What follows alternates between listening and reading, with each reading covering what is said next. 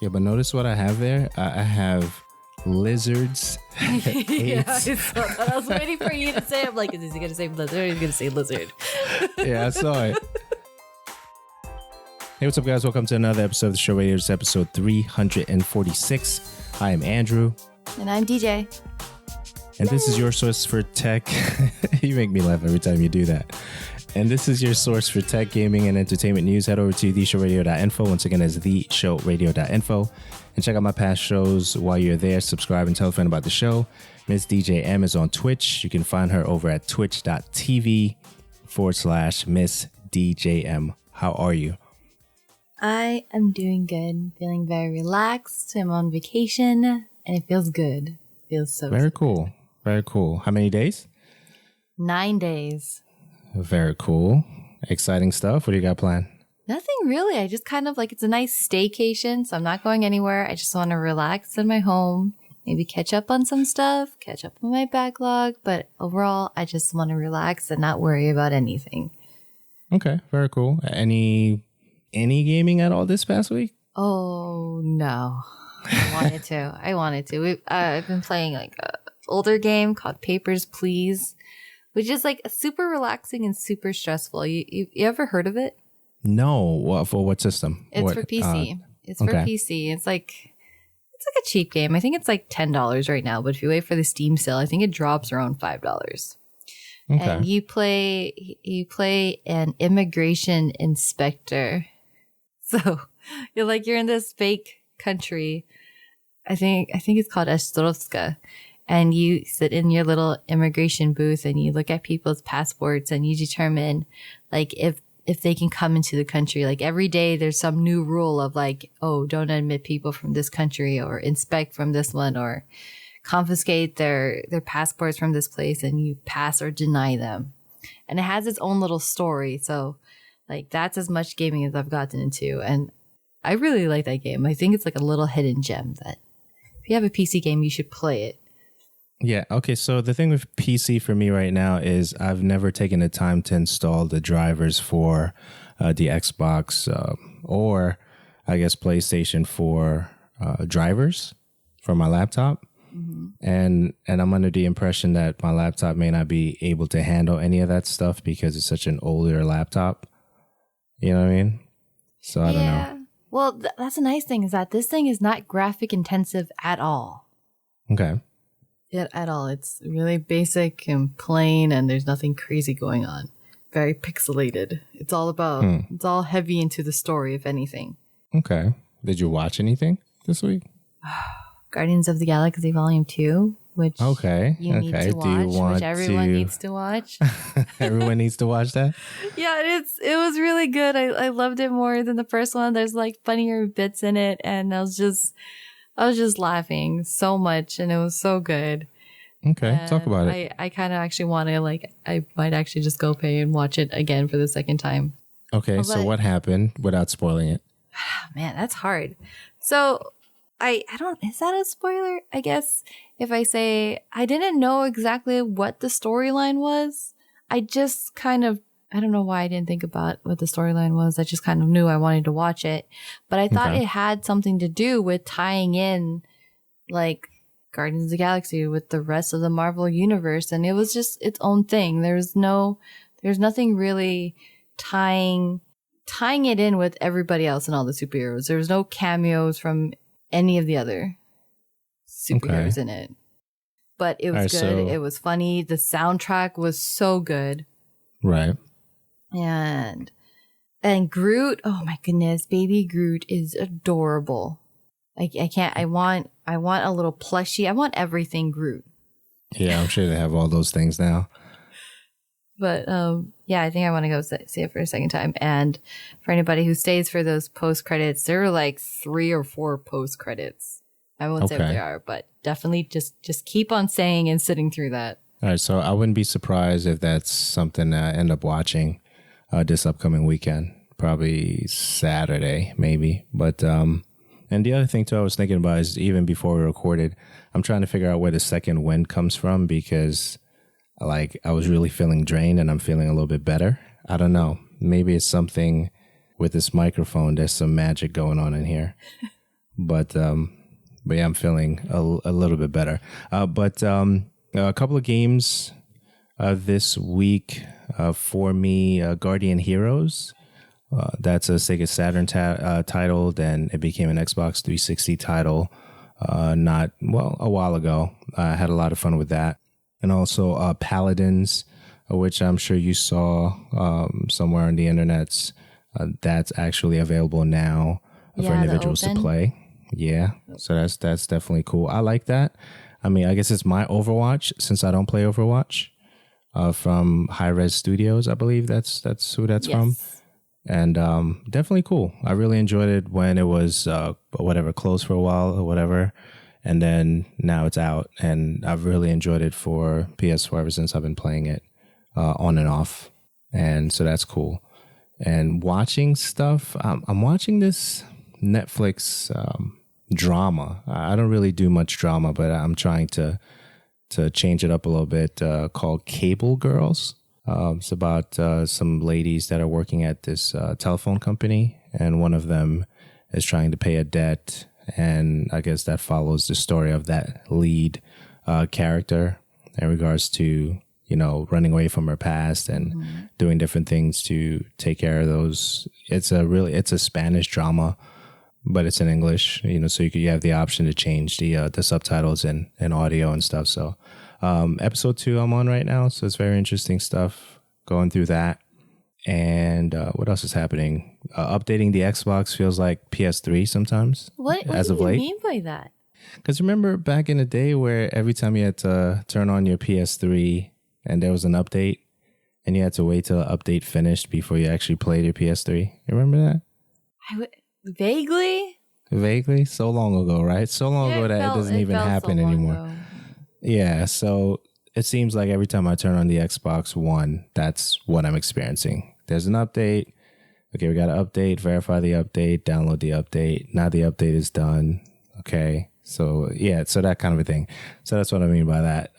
It feels like those days. No, go ahead. Do you feel it's like that because you hardly turn on your Xbox? Could be. Could very well be. That's exactly what's happening. You don't use it as often, so it feels like every time you turn on, there's an update because it's been a while since the last time you touched it. Because I know what you mean. Like, I feel like every time I turn it on, it's been getting its use a little bit more recently, but I still feel like every time I turn it on, there's an update. I'm like, I feel like I just did one. Yeah, and I think it's a little bit of a turnoff for me right now because it's like, okay, yeah, I want to play the games that I have on there because I know for a fact that I have more games on there because of the combination of the 360 and the Xbox One stuff than I do on PlayStation 4. I'm really now building the PlayStation 4 library right now based on the different things that are coming out. And as you were saying in one of the recent episodes, make sure you download everything because it's free. You can always save it to your account so you can download it later, right? Mm-hmm. So I'm trying to be better about doing that. So when I was playing Guardian Heroes, that was an Xbox 360 title, and I had to go to the Xbox to play it. So I had to dread the download, the 84 megabyte download that took forever, it seemed, just to get to the point where I can actually play the game. But that's, I guess that's part of the process now. I guess they're trying to make sure that the system is up to date, which is great. But sometimes it takes too long for me to get to do what I need to do. I think that I'm probably being petty or maybe very, very picky at this point, but that's how I feel about it. So, but other good news, is the smartphone that came in. So LeEco sent the LeEco Pro 3. So definitely thank you for that and been checking that out. I have some challenges with it. They're not major, but they could be major for me. So I definitely want to review that soon. Maybe 1 or 2 episodes out from now, maybe 47, 48. We can talk about that. And but this particular episode, definitely want to talk about the Plantronics BackBeat Pro 2. And we'll talk about some of the changes from the first one, which I do have locally. I think there's major changes. I guess the major change I'll say is definitely the weight. And then we'll touch more on that later. So I guess that's where I'm at as far as updates. Definitely want to say what's up to the Discord peeps.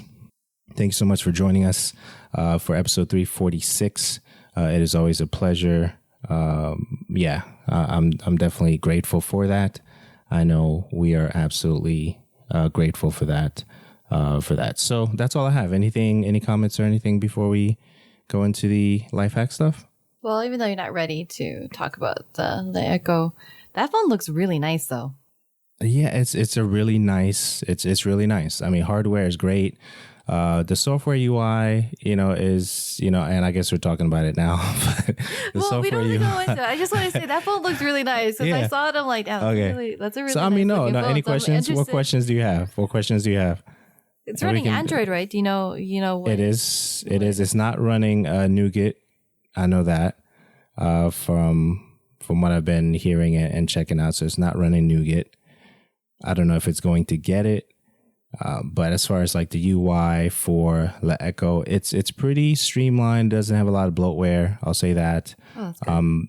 As far as like, taking pictures and video, I definitely want to do that to showcase that. But aside from that, it's a really, really nice phone. Does not have a 3.5 millimeter jack. Does not have that. Oh, so it's kind of like the iPhone. Fingerprint sensors in the back. I think it's 5.5 inches as far as the screen is concerned. But it's definitely a very nice phone. I think my issues are more software than hardware. I don't have any issues with the hardware itself. As far as Bluetooth and using, Bluetooth stuff, that's all good. No problems making phone calls, connected all my usual apps, all my Google stuff, which is great. And aside from all that, it's really, really nice. It's an eye catcher for sure. Some of the individuals that have seen the phone or me take it out to get ready to use it, they're like, whoa, what is that? So it's definitely an eye catcher as far as a phone and design, which is really cool. Well, I look forward to hearing what you think about it and your thoughts about it like in a few weeks.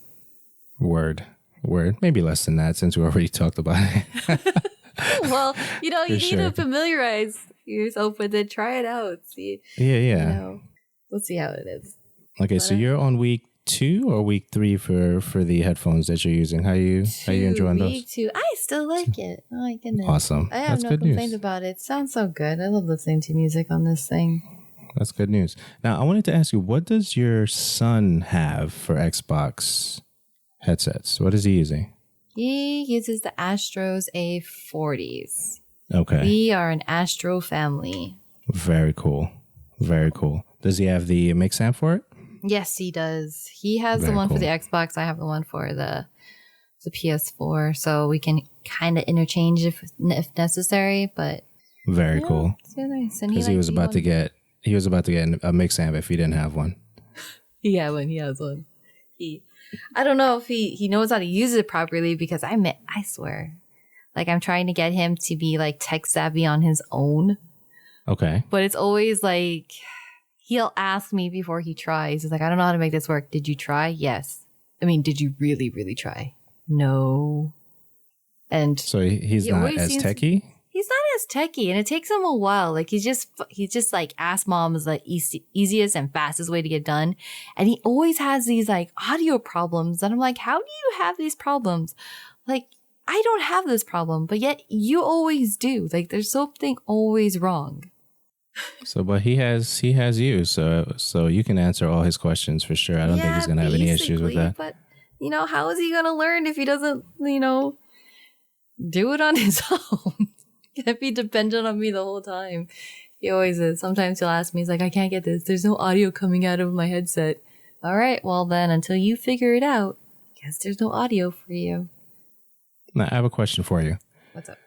Now, one of the things I wanted to do is most of the times when we're talking about life hacks and entertainment stuff, we always mention other people's stuff.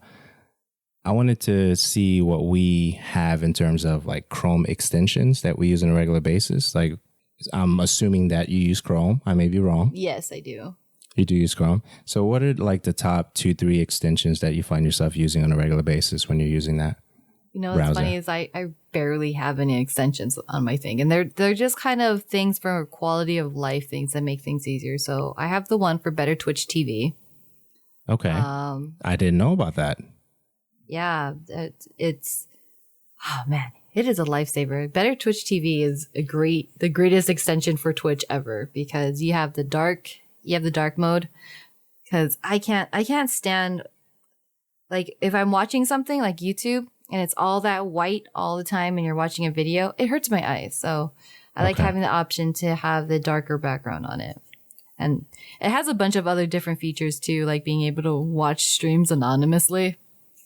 Not that I'm stalking anybody, just so it's more of like there's some streams that I like to watch and not really necessarily talk, so I'm lurking in there. And sometimes some streamers, they'll pop up to see who's watching, you know, their streams, and it shows your name. And if you're not talking, I don't like to be called out because I'm not talking. They're like, oh, I see you in there. So the anonymous thing makes it so that your name doesn't pop up in their chat as one of the viewers. Okay, so is that one in the Chrome store or? Yeah, I believe that's in the Chrome store. It is. It is in the Chrome store. That's dope. Okay. And then I think the other one is just for notifications for when your streamer goes live, which is not, I think Better Twitch TV later on implemented that. So this is a different one. But basically, if you don't have Twitch on at all, like you don't have the tab open in a tab, or you're doing something completely different, or you don't even have Chrome open, it'll pop up a little notification on your desktop saying, hey, so-and-so streamer is live. Okay. But I really don't have too many other extensions on my Chrome. I just liked it basic and simple because at one point I had so many and I started having problems and I got like really paranoid and nervous that like I would be hacked or, you know, somebody would get my information. So I just kind of disabled a lot of the extensions and I just used the bare essentials. Okay. All right, cool. So I definitely want to say for you guys listening on the Discord, what is your favorite top 2, top 3 extensions for Google Chrome? I'll mention a couple of the ones that I have. I have quite a few, but I don't want to mention like a whole bunch. I don't want this part to be that long. The first one I recently discovered is Write Inbox for Gmail. Basically, it allows you to schedule emails in Gmail to be sent later, and it's free, which is great. So if it's 2-3 o'clock in the morning and I'm getting ready to email a company about a particular product or, you know, whatever, I can say send in the morning or send at this particular time so they don't see it at 3-4 a.m. I want it to go out at like 11:30 or 12 p.m. so they get it as soon as they walk in, that kind of a thing. So I like that one for productivity purposes. The other one I wanted to mention was uBlock Origin. It's an efficient blocker, easy on the PC and memory, which is great. And the last one, let's see, there's so many good ones, is Honey. Honey is great. Automatically find and apply coupon codes when you shop online. So there's way more, but I'm just going to mention those 3. That Honey one is dope. Is a good one. Was one of them I took off for whatever reason and I wanted to put back on and I forgot about. Thank you for reminding me. Aw, no problem. Honey is great. Good. Honey is great. So I'll mention those, but I definitely want to do a list for that and put it somewhere. I don't know. I'll figure something out in regards to that. All the extensions that we use, but Better Twitch, I didn't know about that at all. I didn't even know that existed, which is great. So that is good stuff. So if you have a particular extension that you guys use, people of Discord, please let us know.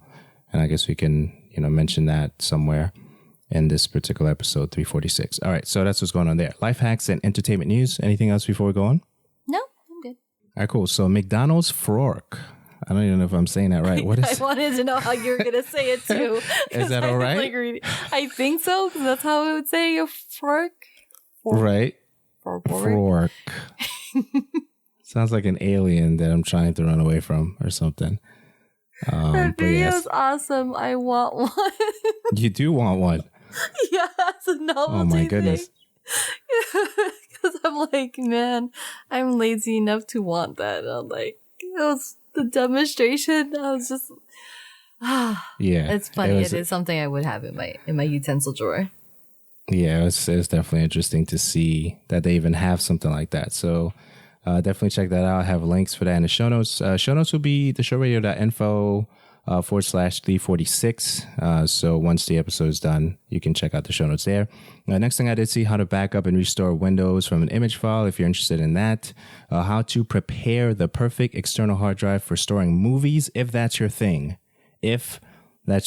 Marvel's The Defenders trailer, Hulu, $48 a month TV. Any comments on those things? Marvel's The Defenders trailer, so good. I mean, I can't wait to watch it. Although the only series I have to watch right now is Iron Fist. I still haven't watched it. Okay. So. I am really, really interested in what you're going to say about that. Maybe I will start that during this staycation. Really interested. Because I did finish it. I'm really interested in what you're going to say about it. So I'll just leave it there. So Marvel's Runaways for a full season, that's going to happen on Hulu. 10 episodes that's going to premiere in 2018.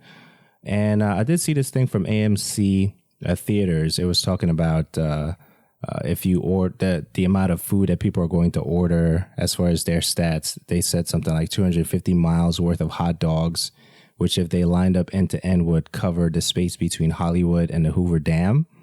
And as far as the food revenue for AMC, it says in 2016, revenue from food and drinks for AMC passed $1 billion for the first time ever. And I think that's just crazy. Like, I didn't realize that. I know it was big business, but I didn't realize it was that big business.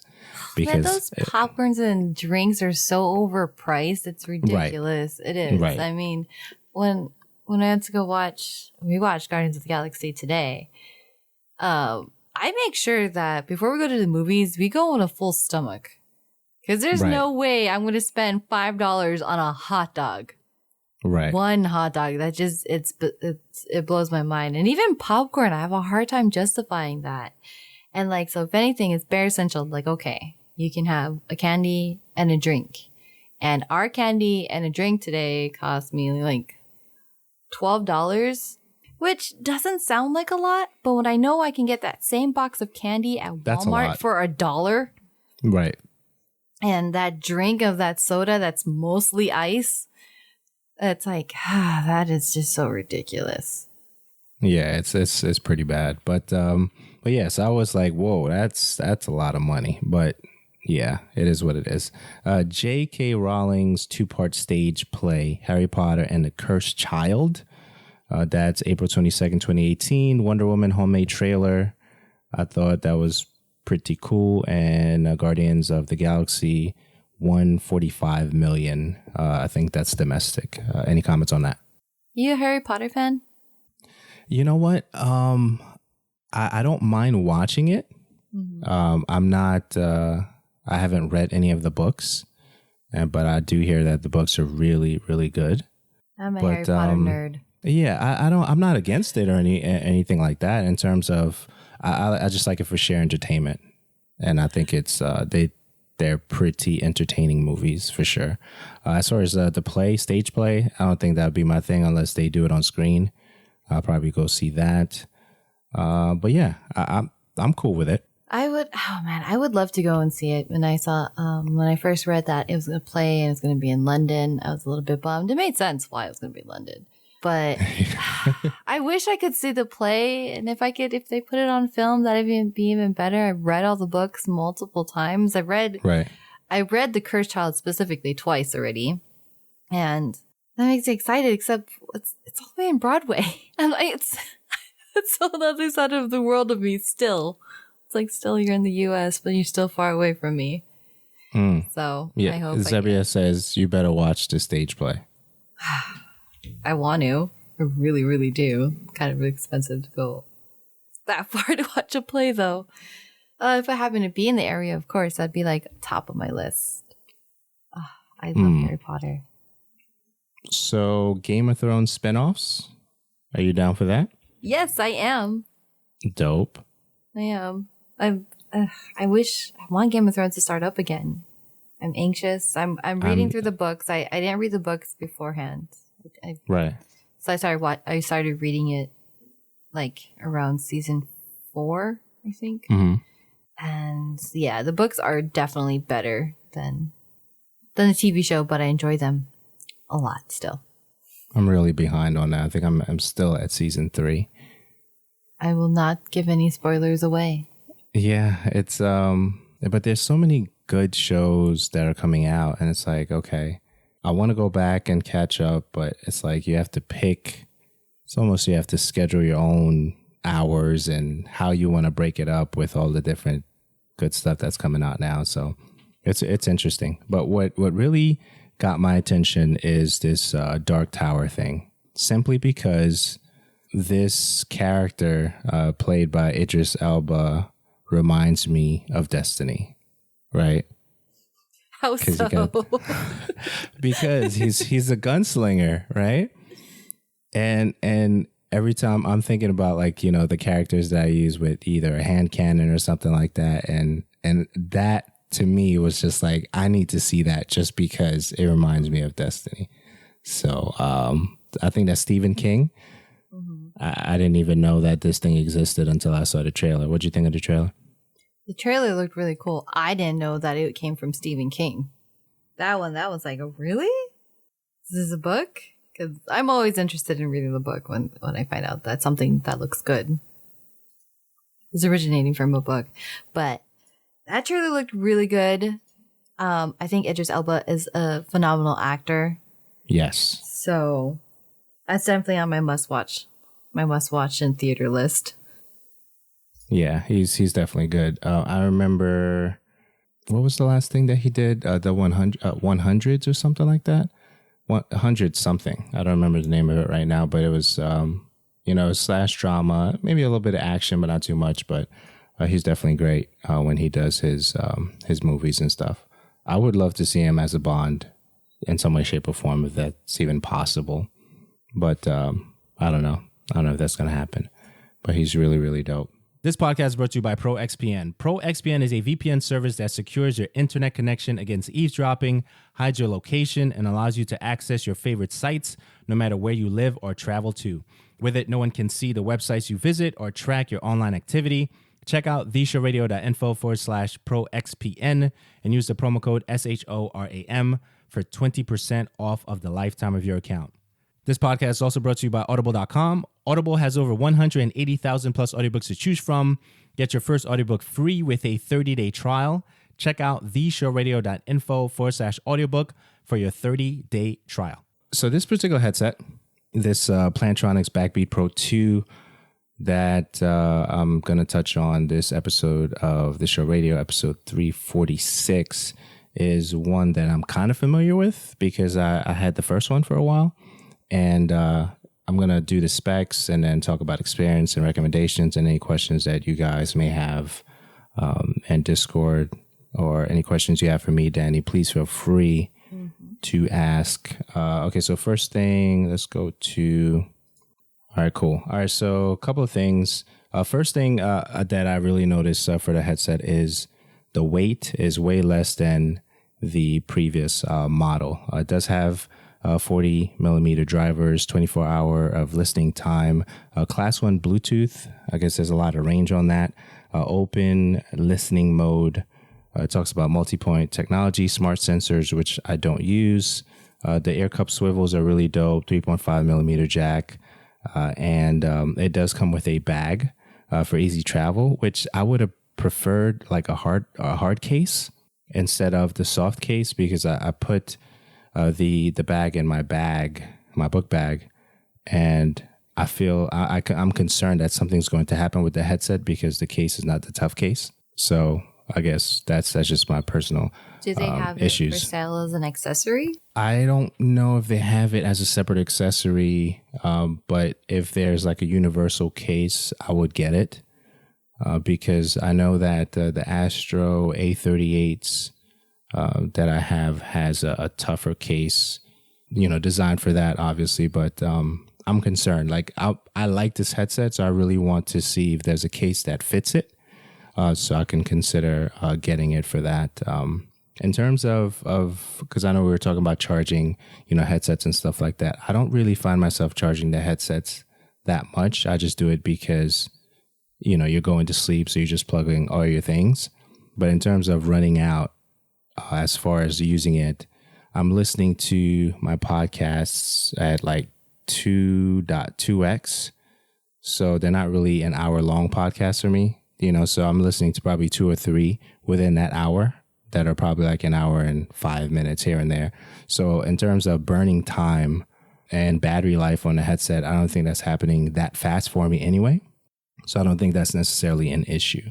So as far as features on the headset, on the left ear cup, you have the open mic setting. You have the toggle for on or off noise canceling. On the same side of the ear cup, you have the track for the back, the volume rocker, the play and pause button. That's on the left side. On the right side, you have the 3.5 millimeter jack, the charging port, the mute button, the power toggle, and which is connected to the Bluetooth pairing. That's on the right side. And also the phone button on the outside. So you can do that. In terms of swiveling down, I like headsets that swivel down to the shoulders. So you have the options to do that. If you do want to turn on these sensors, you probably could do that through the software, which I don't like the sensors anyway. So I leave those off. I just use them as a standard headset, Bluetooth headset, and really a lot of podcasts, music, that kind of a thing. Any questions, comments on anything thus far? I definitely love the battery life on the Plantronics devices, because I'm still going off of the first battery charge from when I originally charged it. I've been waiting, and I've been waiting to see when it actually dies. That's crazy. I know, and I'm loving it. Of course, it's gonna die when I'm like, I really, really need it, but but I really want to see how long it is, and I probably use it 1 to 2 hours here and there, so it's not like long extended use, but right. I still feel it'll give me a good idea if I did want that all day listening. But I'm using it how I would normally use it on a regular basis, so I think it's nice. I have to get back to them. Yeah, they definitely trimmed down this headset versus the first model. They trimmed down the weight a lot. It's very noticeable, and the price is actually less than the first model too. But as far as prices and availability and all that, I'll have those links in the show notes for $346. It's my go-to right now. As far as doing the show, I'll use other headsets and stuff like that. For the PS4, I'll use the Astros. But in terms of daily moving around, this is the one right now. And it's pretty cool. I'm very happy with mine. Yeah, it's cool stuff. So that's what's going on with the Plantronics BackBeat Pro 2. Experiences are definitely good with it. No issues for that. I'll definitely recommend it if you're looking for a headset that has long battery life, lightweight, at the same time gives you some cool features as far as smart sensors and stuff like that. It's definitely one I would say definitely check out. And that's what's going on with that. Video game news, 70 million people have played Hearthstone. Okay. Overwatch, 30 million players accumulated over the course of its first year and over $1 billion in revenue. Blizzard's $8 billion franchise in its portfolio. Oculus is shutting down its award-winning narrative film-making branch, Story Studio. Any comments on those things? Blizzard is just an almighty beast. Yeah. I feel like they can't do any wrong. Yeah, but notice what I have there. I have lizards. Yeah, I was waiting for you to say. I'm like, is he going to say blizzard or is he going to say lizard? Yeah, I saw it. I had to correct it on the fly. But yeah, I've played Hearthstone for a little bit. I've never played Overwatch. I mean, it looks, to be honest, like Paladins. I was looking at the gameplay of Paladins. It looked a little bit more interesting to me than Overwatch. Really? Just seems like a little cartoony for me. Okay. I don't know. There's just something about it that just doesn't. I'm like, I guess so. I've never appealed to me to look at to like really want to try it, or even watching friends play it. I get bored just watching it. I don't know what it is, and everybody loves it. And I'm like, I must be missing something. But okay, so what do you think the difference is when you're watching that versus Paladins? Is it what is it on screen that is not as keeping your attention kind of thing? I really don't know what it is because they're very similar.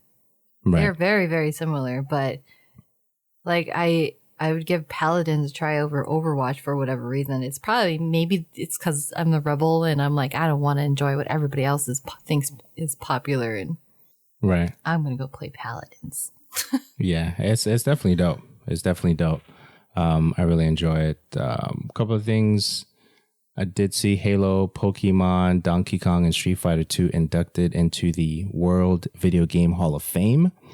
And the NBA and 2K recently announced the esports team that will be participating in the NBA Esports League inaugural 2018 season. And the Player Unknown's Battleground sold over 2 million copies. And soon enough, it will get to the consoles. Any comments on those things? Battlegrounds is really good. Yeah, it is. It is. And I see, you play it and I'm seeing the videos and I'm like, you know what? If it does come to the console, I'll definitely give that a shot because it looks really interesting to me. If it does come to console, I'll play both. I'll still play both. But I do know that if I wanted to play duos, there's no doubt in my mind that my boyfriend would probably migrate to console in a heartbeat and probably disappear into that. So I would have to be like, hey, I'm over here now. We can play together. I mean, he's playing on PC right now. And he did something that drove me crazy. So I haven't gotten a win on Battlegrounds yet. I haven't. And I've been trying so hard, but I panic in tense situations. I really do. And I get nervous. Okay. He went to go play on my computer, but did not sign out of my account, and he got me a win. And he's like, look, you won. I'm like, I didn't win. You won. It doesn't count. Right. It's like, I can't feel the joy. He's like, but it's your name. It's on your account. It shows up in your stats. Like, I didn't win. It doesn't count. So what do you think it is? Because I saw your aiming skills, with the shotgun not too long ago, and I think you were doing pretty good with that. I get nervous. I do. When it comes to being like tag teamed against, or if I'm running a squad and I'm the last one, I get nervous. I instantly get nervous. I don't know what it is. And it's not just games like Battleground. It's just any game. Like I can be playing Gears and the rest of my team can be dead and I'm the last one and I'm nervous. And I get even more nervous when like I have somebody whispering in my ear, you got this. And I know they're trying to be encouraging. Right. But I'm just like, please stop. Please stop. I'm going to die. You're not going to die. You got this. You got this. I'm going to die. I can't do the pressure. I think there's a rhythm and dance to it. I think after a while, the individuals who play, certain genres of game for so long, they have this rhythm and dance, like even, back in the day, Halo, when you strafe from side to side with the battle rifle, there's like this dance to some of these, FPSs. And I think once you get that vibe, you'll be fine. Zebia says it's not good enough. It doesn't count. 100 says, same thing I felt when my fiance got me onto killer rank on Killer Instinct. It's not my achievement. It's yours. See, exactly. You can't feel good about it because it's like, you got it. And it's like, right. Because there's just that sense of achievement when you work hard for something and then, somebody else does it for you. I'm like, it's just not the same.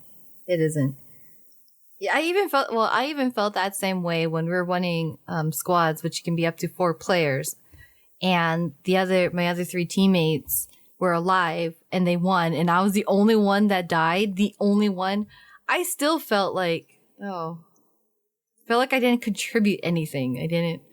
I still didn't feel like it was my win because I died within the first 2 minutes of landing, and they play through the whole like half an hour. I'm like, I didn't contribute anything. I sat here quietly watching.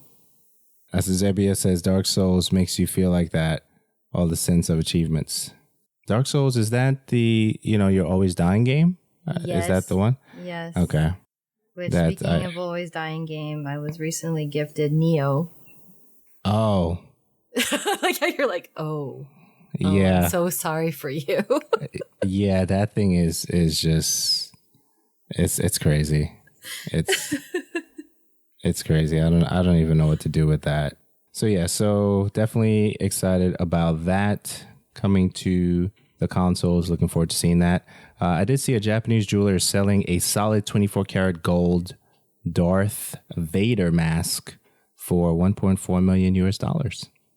Oh, is that it? Crazy. Is that it? Just 1.4 That's about million? It. That's about it. You have that. Yeah, I know you have that. It's like just laying around the house. I would get on that. Yeah, so definitely go get that if you want. You know what? I'll even lend it to you because I got that laying around. I won't be using my Darth Vader mask all the time. You're right. It's definitely crazy money right there. That's crazy money. PlayStation's E3 Media Showcase. That's coming Monday, June 12th at 6 p.m. Pacific Standard, 9 p.m. Eastern. Resident Evil Code Veronica X. That's heading to PlayStation 4. Any comments on those things? I wish I could go and watch the PlayStation's E3 Media Showcase. You never know. Wait, why am I thinking that PlayStation used to do theirs on Sundays? I don't remember what day they did it, but like I always felt like Xbox and PlayStation did theirs on the same day. They was like one after the other. I don't know who went first, but I always thought they were on the same day. Or felt like Monday, they were on the same day. Monday morning was Xbox, if I remember correctly, and then right after that, I think Ubisoft and some other thing is very close by because they're within the same distance. Well, last year, I'll just speak for last year, and then the PlayStation was at 6 that evening. I think, something like that. So that day, just to press conferences along, just made the day long. Sunday last year was, which company was it? They released that, what do you call that thing? The PIB thing with the hand. What's the name of that game? I can't think of it right now. Do people of Discord remember E3 last year? It's like a desolate game, and you get to go in a vault, or you start out in a vault, and you have to come out of it, and you have a dog, and you're roaming the land for stuff. I'm trying to remember the name of the game right now. Fallout. Yeah. Fallout. Okay, I was like, oh, the Pit Boy. Yeah. Okay. Yeah. So let's play this card game where when you describe stuff up until you actually figure out what you're talking about. Let's play that game. I know that's bad. That's bad. I totally forgot about Fallout. That goes to show you how much I play it, which I don't, and I don't even have the game. Okay, not to feel bad. I didn't finish Fallout 4 yet. I didn't even save my son yet. Yeah. I got so overwhelmed with like, the settlement is under attack. I don't care about your settlement. Right. I'm never turning you on again. But see, I said the dog, I said the vault, I said desolate land, right? So that could have been I Am Legend. That could have been the movie. That could have been Will Smith, right? You know what I mean? It could have been. But yeah, that's what's going on with that. So that's interesting stuff.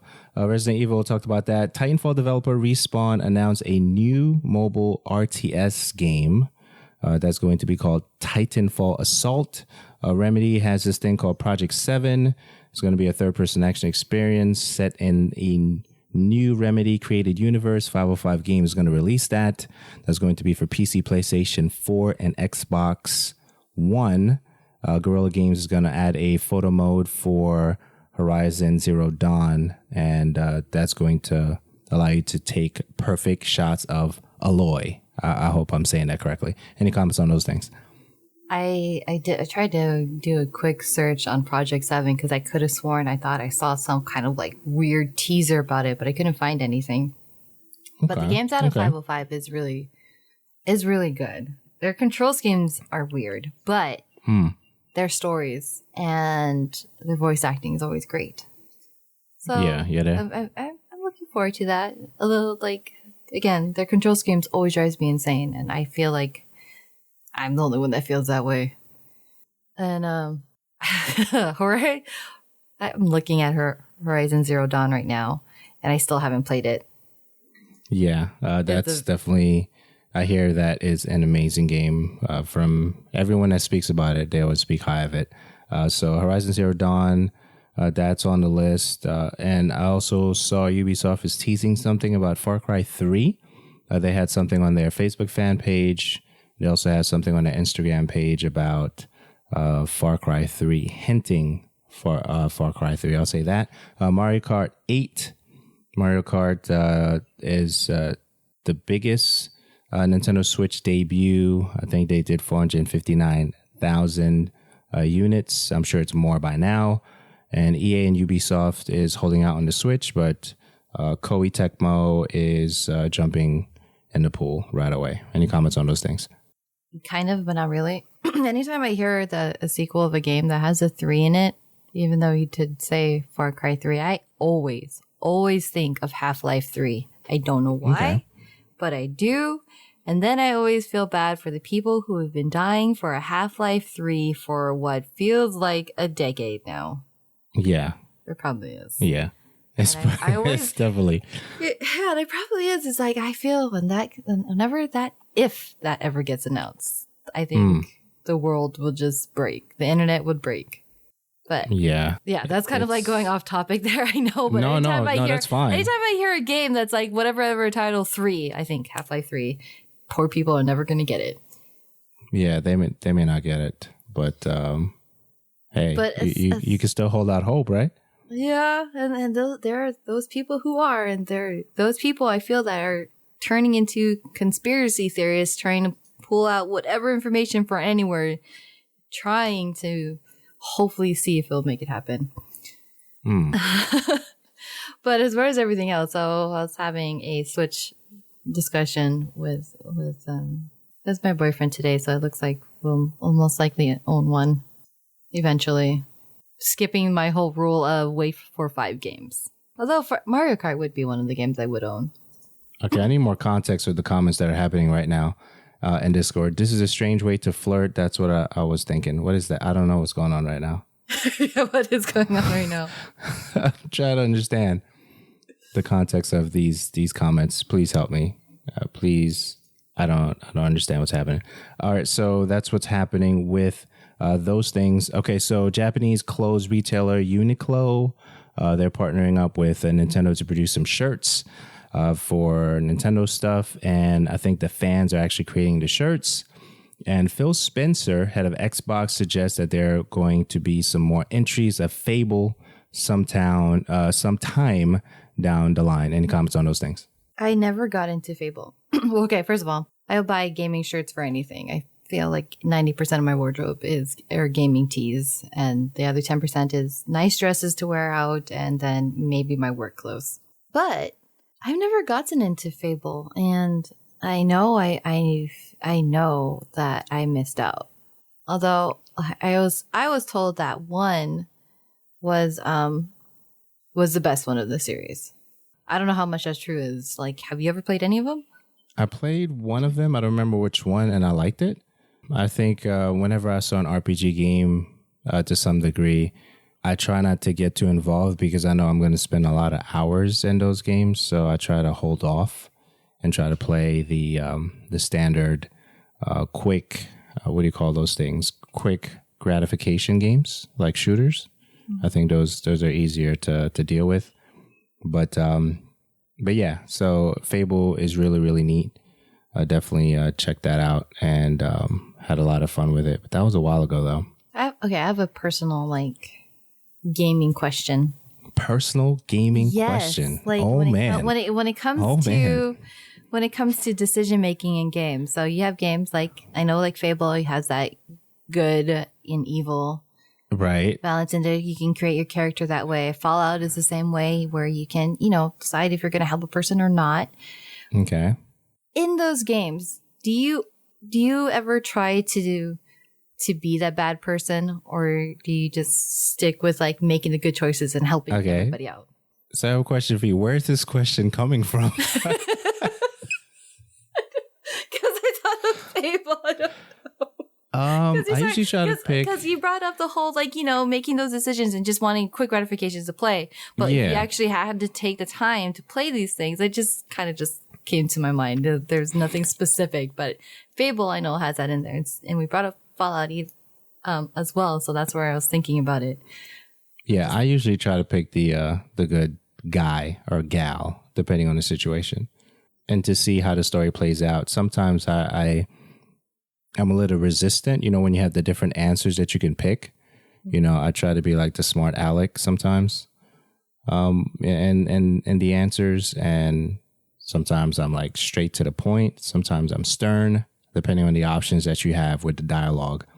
Games that give you dialogue, like what's that other one? Since we're playing that card game to describe the thing before you get to the thing, what's the N7 thing with Yeah, there you go. You got it. You got it.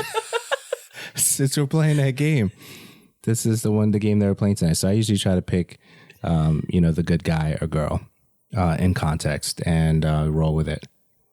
What about you? I was just curious. What about me?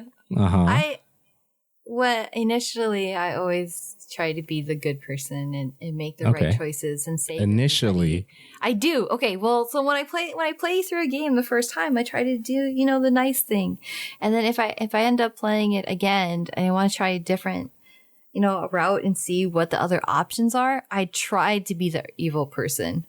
Okay, and I try to not save everybody or be selfish. And I feel bad. So let me see if I understand what you're saying. So you go be the evil person and you purposefully let people die is what you're telling me you do. Yes. Right. When that option is available. Yes. And how often do you do this? when I want to try to be the bad guy and see how different the story is going to be, I feel bad. I instantly feel bad. Like, oh, I'm so sorry. So why do it? Because I just want to see what the different outcomes are. I kind of want to experience the game in, a different angle. And it doesn't work out because I end up feeling terrible. And, I'll try. I'm like, oh, God, how can I make it up to them? Like, I just feel bad. Like, I think are you able to make it up to them? Not really. No. And then I just start over or I just stop playing because this doesn't feel right. I cannot not be mean. Like Until Dawn. Until Dawn is probably the only one that I've played through a couple times in which there's a couple characters I really don't like. So I'm like, I don't feel bad. So you gotta help me. Is Until Dawn the girl that's running around with the towel in the house and trying to find stuff? Okay, gotcha. Yes, that's the one. All right. That's the one. And you try to save. You can. I think there's a possibility to save all her friends, and they're all quick time events. So it's basically how well you get those quick time events. But yeah, there's a couple characters in there I really don't like, and I don't feel bad about killing them. And there's others where I'm like, oh my goodness, I can't believe I had you die, and I'll just load back. Like, you can't die on me. Yeah, I did see that. That looks more like a movie to me, almost. It is. It's a super interactive movie. Very cool. NBA Playgrounds. Okay, so that's May 9th. It's going to be $20 for the Switch, PS4, Xbox One, and PC. Sonic Mania, which I'm really interested in because I've always been a Sonic fan. We talked about Paladins already, but yeah, any comments on those things? NBA Playgrounds and Sonic Mania. I like well, it's not really a reboot, but the Sonic Mania. I didn't really like the whole 3D when they started changing and doing those things, but seeing this and it's going back to the 2D look, I'm very interested in it. I would gladly play through that again. I would go and buy that just so I can play that with my son. Sonic is awesome. I think I like Sonic a little bit more than Mario from my childhood. Yeah, Sonic's definitely. So were you Genesis or Nintendo? I was more Genesis as a kid. You're okay. I had both. Genesis. I had both, but I liked the Genesis a lot more. There was a lot more games on there that interested me that a lot of people did not like. Like And they also had the Sega CD. I love that. Right. Because you were the Night Trap person. Yes. That sounds so bad. You're the Night Trap person. So yeah. So there's definitely that. Okay, so Darksiders 3. Excited about that? That's 2018 PS4, Xbox One, PC. Maybe. Why maybe? Because I haven't played through it yet. And I saw the trailer and I was like, oh, wow, this looks really cool. I've never played this series. And I went to go look it up. And apparently I own a 1 and 2 on Steam. And I don't remember ever buying them. So I'm like, apparently it piqued my interest to want to go and buy them because they look good. So I should probably play them. And somebody else who does play the story gave me, without spoiling it too much for me, gave me a good understanding of what the storyline is and what's happening. And I'm like, oh, okay. That's probably why I did buy it originally, because that's actually a pretty good storyline. And I love those things that having to do with like the 4 horsemen and the 7 deadly sins. I was trying to understand because the brother was tied up or chained up, I should say, in that particular trailer. And she walked up and she had some moves. She reminded me of the girl in one of those fighter games. I can't think of her name since we're playing this game tonight. The game I don't remember, but there's a character that has a sword that looks like a whip. Yeah, it was a really good fighting game. I can't think of it right now though. I know Soul Edge was one of the games, and yeah, come on Discord people, you know this game. It's like a 3D fighting game. There was a Bruce Lee character with nunchucks in it. Since we're playing that game, I know everybody listening right now be like, I know this game. There was a character called Sung Mina in it. She had like a bow staff. There was some sword guys in there, which was pretty dope. You know, it's a fighting game. No, nobody knows this one. No, okay. No, so I don't think they so. don't. That one does not ring a bell to me at all. I can't remember the name of it right now, but it'll come to me. It'll come to me at a later point. I'll even put it in the show notes once it comes back to me. As a matter of fact, I need to know what it is right now. So talk to the people at Discord while I try to figure out this game. Talk to the people at Discord. Mina. Oh man, what is this magical schoolgirls? Soul Calibur 5. Yeah, there it is. Oh, see, that's I what didn't it play is. too much Soul Calibur. Yeah, Soul Calibur was a dope game. See, that was quick. See, Google's great. Google is absolutely great. All right, so you have that. All right, so Call of Duty, your favorite game? Your favorite? The best game in the world. Yeah. Okay, so there's a leak conversation or things that are mentioning potentially a standalone release for the Call of Duty Modern Warfare title, which was bundled up with Infinity Warfare, because they knew if they bundled that with Infinity Warfare, people would buy that game just for Modern Warfare because they didn't want the space age stuff. They wanted the, Modern Warfare. So now I'm excited for the individuals who are going to be able to get this game because this is probably one of the best Call of Duties ever, I think. And I know you're excited about it too, Danny. So tell us how you feel about it. I'd be excited to get it from my son because I know he really, really wants it. I did enjoy it when I used to play Call of Duty. I did enjoy Modern Warfare.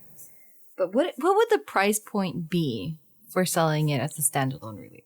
It can't be $60. There's no way it can be $60. Okay, so if I was I would say anywhere between $39.99, $29.99 to $39.99 is fair. I think it's fair. It's a pretty good remaster. I think they were very true to the original to the best of their ability in terms of the gameplay and stuff like that. So I would do anywhere between $29 to $39, which is fair. So if they did $29.99, I think that's fair. $29 would probably be the more fair rather than $40 range. $30 I could see. Yeah. 40, I don't know. You're pushing it. What? The 39 is pushing it? The 39, yeah. It's $40 for that. I mean, it's good, but man, for $40, right. I don't know. I mean, plus they announced what they announced for November 3rd anyway. So if they really want people to get it and just have the buzz happening for their game, $29.99 would be better. Yeah, I agree. This episode of the show radio is brought to you by Blue Apron. Blue Apron sends incredible recipes and farm-fresh ingredients to make great cooking accessible to everyone. Head over to theshowradio.info/Blue Apron and get $30 off your first Blue Apron order.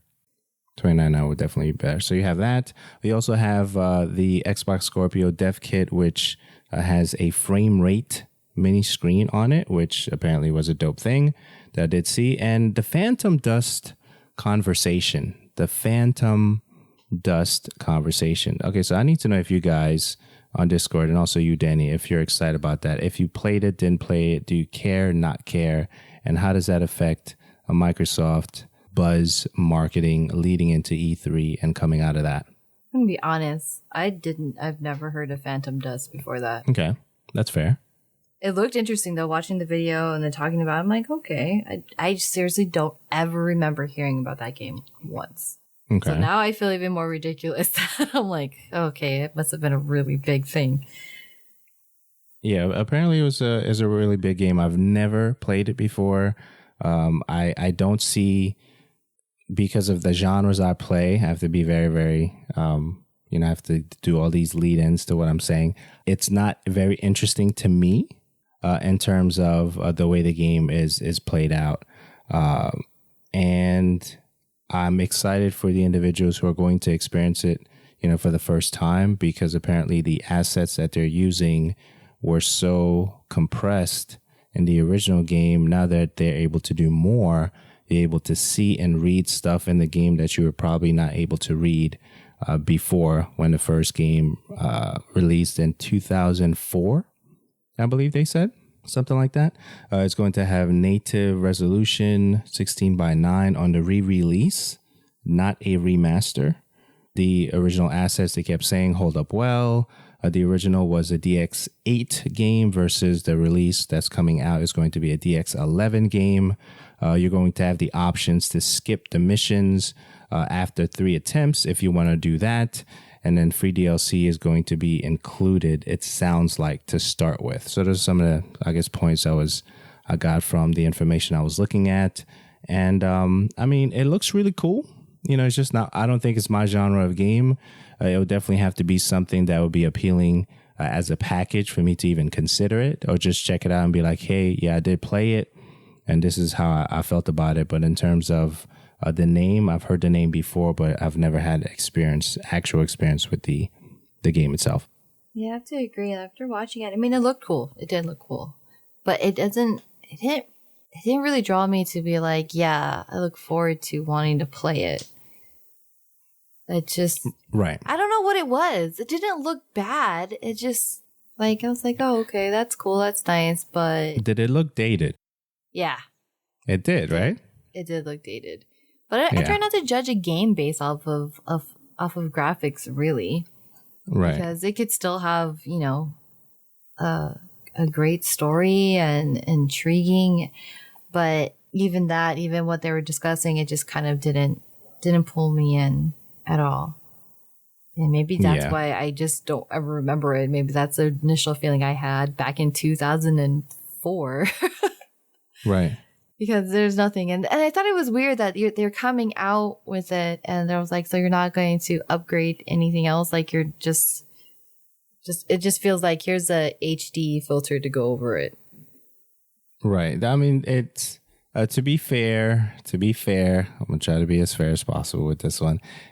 They're making some changes that's going to try to bring it up to, like you said, 2017, right?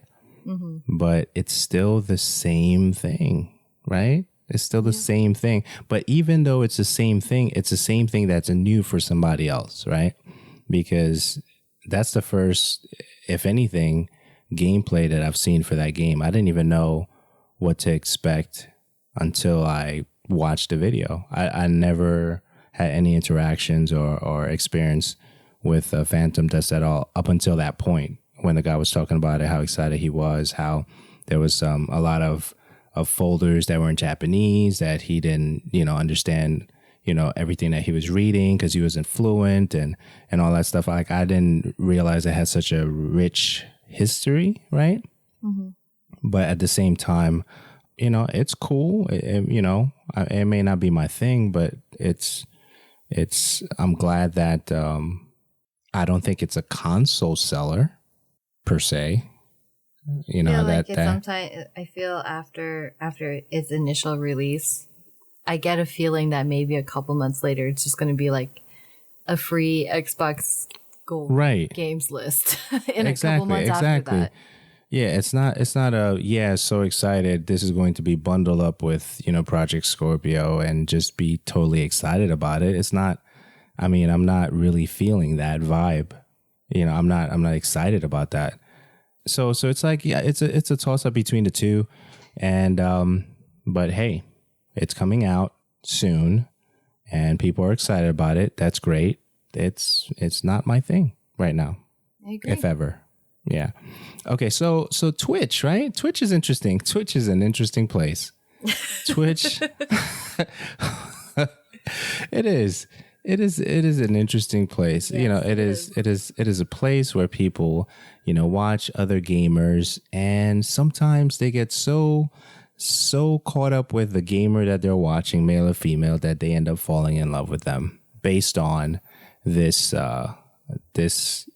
relationship that they have, this parasocial relationship that they have with the individuals that they're watching. Did you ever experience anything like that? Yes and no. Okay, so let's go with yes. Okay, so what does that look like, where somebody is so in love with you, Danny, that they attend every single stream that you put on there? They're at every event. They always say hi, bye. They tell you their life stories. They, their family names sometimes. And you're a nice person. You're cool. I see your streams and stuff, and you interact with the people, but they really feel like, hey, this is the girl of my dreams. What does that look like? I have so many things going through my head right now. Oh my goodness. So there's multiple facets to this. Yes, I have a lot of people who feel comfortable with me. Like I guess I'm an approachable enough person where I'll get, private messages about anywhere that ranges from like, please send nudes, which obviously I don't ever respond to those, to people who reach out to me and they're like, I just need somebody to talk to. I'm going through this rough spot and I feel like I can't talk to anybody else. Those people, okay. I will stop and I will answer them and talk to them, because I don't like, it could be something small, but it's something huge to them. And I don't ever want them to feel like there's nobody in the world that's there for them. And if I can just like help one person, and that's the only person I ever help for the rest of my life, I'll be happy. So yeah, I will talk, and I build friendships and history with people like that. And yeah, I get to know their families. I get to know about their daily lives, and to some degree, they get to know about mine.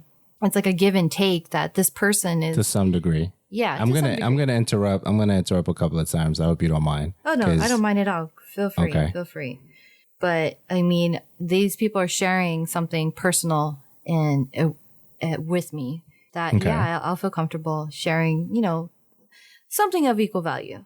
Okay. So how much sharing is too much sharing, when it comes to that? Because, I don't add them to my Facebook. I don't add them to my personal Facebook. I mean, there's certain people that have reached that point where I will, but when it comes to like allowing them to know my outside family, and any of those personal friends that live here, that's kind of where I draw the line for the most part. Okay. It's one thing to deal with me and me be able to share certain things about me. It's a whole different thing when I feel like you have access to my family, you have access to my personal friends. That's a huge draw for me. Like I feel I can protect myself. I feel comfortable with myself. I don't ever want to feel like I'm intruding on my family's personal life. Right. So when does the person pass the test that they can actually enter your Facebook space, your personal space of, daily routine activities, phone number, that kind of a thing? When does that ever pass for any of the Twitch people that, you interact with for a long time? And how soon do they get to a point where they say, okay, my family's going through a hard time is like week 1, week 8. You know what I mean? Varies. That really super varies. I have maybe 5 or 6 people from Twitter and Twitch combined that have my personal Facebook. And that's because like I got into the point where I was like playing with them every single day, and that there's times where they played with my cousins and they got to know my cousins or my brother, and they're they build up a friendship as well to like be able to play video games. So those people are I decided, I'm like, okay, you know what, we talk almost on a regular basis. Okay, so do you have like do you have this thing that do you have like a chart in your mind of the checklist that you do before you're like, oh, this person's okay? Yeah, and I also kind of do a background history on them too before I even decide. Okay, I'm going to be the weird person because what does that look like? Well, it just I kind of just like if I find out their name and it sounds stalkerish, but if I find out their name, yeah, I'm going to go like, okay, what kind of history do you have? What kind of like if I Google you, like what comes up in your history that makes me feel like, okay, you're not a shady person. Okay, so here's a question right there. Did you do that for me? Maybe. That's a long pause. That's an extremely long pause right there. Yeah. Okay. Yes, I did. Yes, okay. I did. But it was like there's nothing bad that came up, so it was I was like I didn't feel as nervous with you. Like I didn't have to go fully deep into your history. Because I also listened to my gut feeling. Okay. I listen to what my gut says and my natural instincts. And I feel like that my natural instincts and my gut's pretty damn on point. Okay. I feel nervous. Right. But for everybody else, it's kind of like a hit and miss. It's not everybody. It's not like I have a cookie cutter that is the rule for every single person. It's kind of, it varies. Okay. And so is it more miss than hit or is it half and half or? It's more miss than a hit. Okay. Because there's some people where like, okay, you seem really cool to talk to and I'll talk to them. And then they take my niceness. Now that's the problem is if you're a female on the internet and you're too nice, it can be taken completely different. And what does that mean? Like they think there's more in there. There's a more intimate feeling into it. Like I am interested in you, whereas I just want to be your friend. Okay. And they don't see that. And when they get that feeling of like, when I have to tell them, I'm like, this is a friendship. I'm not looking for anything. I mean, I'm sorry I gave you that impression that I was. I'm not.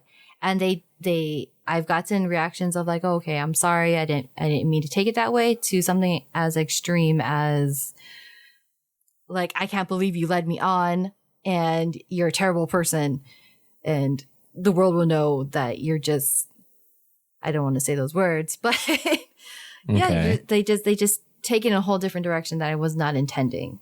Okay. So have you ever now? Okay. No, go ahead. No, ask your question first. Ask your question first. No, go ahead. No, I want your question first because I feel like it might tie in.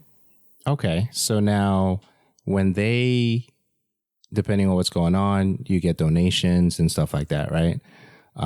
Hey, thanks for the donation and stuff. Do you feel obligated now to make yourself available for individuals because they're giving you donations to your channel? Initially, yes, I did. And that is something that I still struggle with now. There was, I want to say as recent as a couple months ago, and there's a person who would sit in my stream and they would watch, but they would message me privately on Discord or send me whispers on Twitch that wasn't publicly seen. That sounds so weird. It is Send weird. me it's like, whispers. Yes, it is weird. It is super weird because they're not joining in on the conversation and like that everybody else is having. Right. And then he donated me $30. And I just like, well, he donated me the $30 first. And then he started sending me those private messages. I was like, like, why? Like, thank you so much. And I felt good. I was like, this is awesome. And I was really appreciative, and I still am. And he sent me a message, and the first message was, hey, I can't talk in chat right now. I'm currently at work. I hope you got it. And so I replied back. I typed and I replied back because I thought he wasn't sitting in chat. Right. So I typed and replied back. And then he continued this conversation, and I felt like, okay, I feel like I can't end it right now, even though I'm streaming. And I realized you are watching. Why are you sending me these messages and saying that, I can't talk? And I kind of felt, it got to the point where like, I feel like I can't stop the conversation, even though you shouldn't be having there's no reason to have a private one. Right. But because you donated, I feel like I'm obligated to. Okay. So what changed between whenever that was, or whatever season or time that was, to now? Where do you still feel obligated when people donate? Sometimes I still do. Okay. Because I don't want them to seem like I don't appreciate it, but I don't want them to feel like, hey, if I give you X amount of dollars, I'll get your private one-on-one attention. Right, but after you said you appreciated their donation, then is not good enough? No, they like to continue on that conversation because they feel like they bought my time, they bought my attention by giving this, and then I feel like obligated because I was like, well, he did kind of donate me money, and yeah, it's a weird feeling to go through. So sometimes I get really nervous, and it's kind of been like, do I really want to accept donations because of this feeling? Right. Because I don't want anybody to ever feel like they have to. Okay. They ever have to. Even if to get my attention. If it's something that's important and they need to talk and it's personal, then feel free to message me. You do not have to, donate anything to me. If it's something that, you need to get off your chest, no problem. I'll talk. But it does get to the point where I feel like, okay, you did this. I feel like, I feel like I need to do something to earn it. I guess it's weird and hard to explain. Okay. So here's a question for you. Have you ever talked about this at length, or is this the first time? This is kind of the first time. Okay. All right. So what's the worst case scenario that you've been in since you've been streaming, since you've been online doing your thing or whatever? What would you say the worst case scenario that you've experienced? It was the worst case and best case scenario. Okay. They're with the same person, and this person actually taught me a lesson. Okay. 3 years ago, I think it was 3 or 4 years ago, when I was streaming, somebody came into my chat, and he asked me to follow him on Twitter, and he wanted to DM me something. And I was naive. I didn't really think much about it. So I'm like, sure, okay, I can do that. I followed him on Twitter, and he started DMing me. And he DM'd me all of my personal information. All of it. He had where I lived, my phone number, my son's name, my parents, everything. It freaked me out. And it scared me at the same time. And that was the worst feeling I ever had. My heart stopped. I stopped streaming that moment when I saw the information he was posting, he was sharing with me. And it was also the best because he was actually a really nice guy. And he's like, look, I don't want to freak you out, but the information that you have out there, this is how easy it is for somebody to find this information on you. And he actually, his whole thing was he was a private investigator. So he's like, if you're going to do these types of things and have yourself out there in the internet for people to get to know you, you need to be able to better safeguard yourself. Right. Because I found your information. I found out all this stuff without barely trying. And he's like, you look like a nice girl. You look very sweet. You look very innocent. And you also look very easy to manipulate and take control of. And I would hate to have that ever happen to you. That's interesting. It was. And it was a very huge eye-opener. And it changed the way that I looked at how I present myself online and what I make freely available and what is available of me. Okay. So in regards to that, what did you change? Did you go to the sites that help you remove those information yes, and that kind of thing? I changed all those things. So a lot of the stuff that I sign in on does not have my actual real name. I don't list my physical address on anything. Okay. I have a PO box, and that's why I kind of like I went by DJ for a very, very long time, and then I realized I don't have too much to hide. Okay. So yeah, it changed my perspective and how much information I shared with people online, because I didn't have a problem at that time when I first started streaming. I'm like, okay, well, if you're gonna tell me this, I'm gonna tell you that too. Like I said way more than I should have ever, and so that was the best and worst ever. It scared me to have somebody to know that much information on me. So yeah, I changed a lot of that, and it was for the better, and I appreciated it for him, and I ended up becoming really good friends with him. And he passed away from cancer, so that one hit me hard. Wow. But it's like those friendships like that. So I feel like you can get to know a streamer too much and be too in tune with their life, but it's really, as a streamer, like you control that. And you have to know that you control that, and how much you want to share about where you live. And I do another creepy thing, and I say it's creepy because I'm told it's creepy, when I find out that people who view my channel live on the same island as me. I make sure I find out who they are, because chances are I probably know them through like 6 degrees of separation. And I tell that, yeah, I do. There's a couple guys that they find out like, oh, you're from Hawaii. Oh, I live in Kauai. And I find out where they live on the island. And I end up finding out I know, friends of theirs, and we have mutual friends. And I let them know, it's like, hey, it's cool that you know me, and I'm fine with it. Just don't ever say anything personal about my life. I have to do that for my own personal friends too. Like, I scolded my personal friends who come into my chat, and they stop coming and watching my streams because of that, because they'll say too much about me, or they'll take me in photos in which it's just too much in the surrounding area to show like, hey, I know where you're at. So. Wow. But the life of a streamer. But on the other side of that, which I don't think you know, and maybe you do now, today, Gutter Magic is my boyfriend. He's also a streamer, and we met through Twitch. Interesting. Okay, so now, all right. So I kind of put that together. No, not completely, but the comment that he made the other day, where he said, something like, I wish I can get away with saying that, or something like that. I think that was the Activate Asian thing.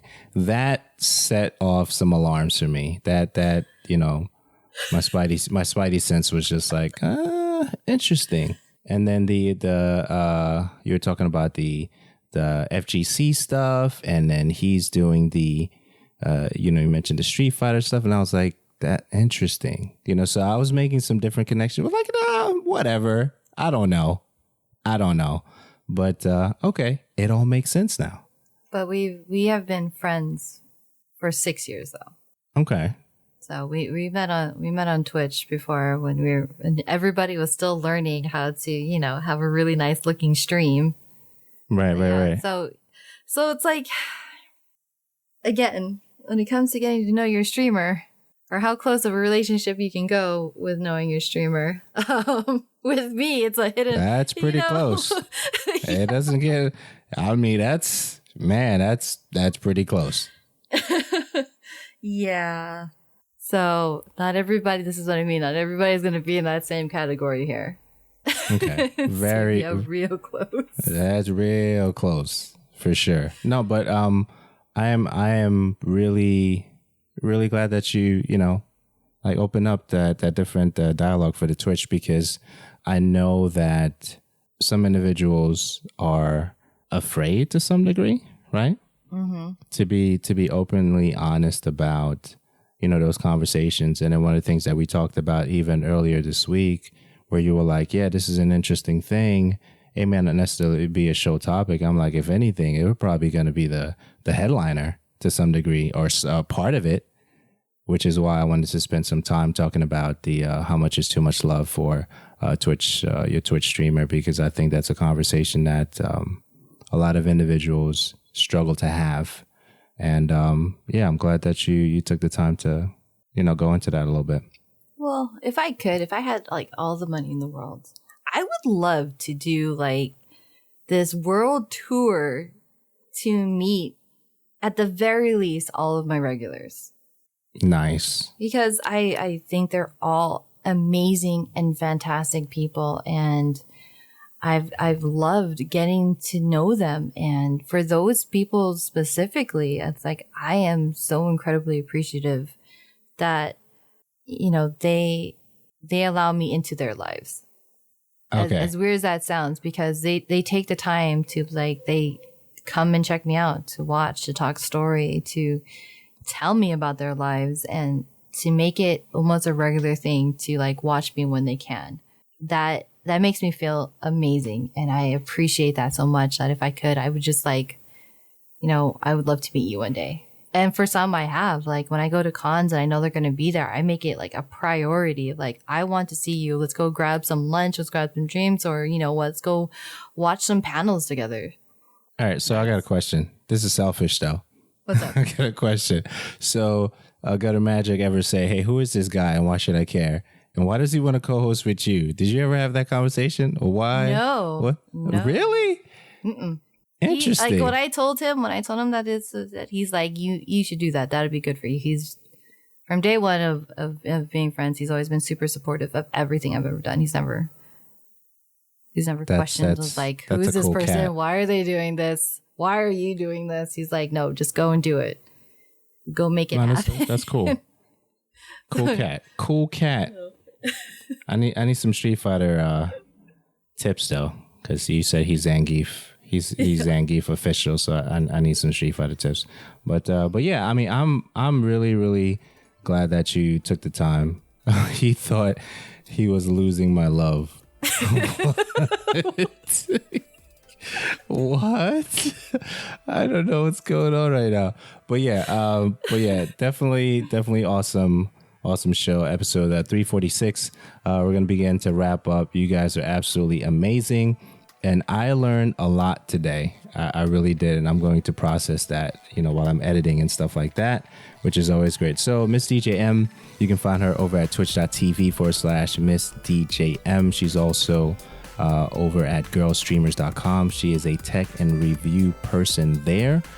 Miss DJ M, please take us out. Thank you to everybody who did tune in, and thank you for joining us in the discussion. And if you missed the live show, please join us on Discord at theshowradio.info/Discord. You can also catch up on us on all our past shows, and not only just this one, on iTunes, Google Play, and all your favorite podcatchers. And on top of that, you can also check out our show notes topics that we discussed today at theshowradio.info/346. And thanks for tuning in, and we'll see you on the next one.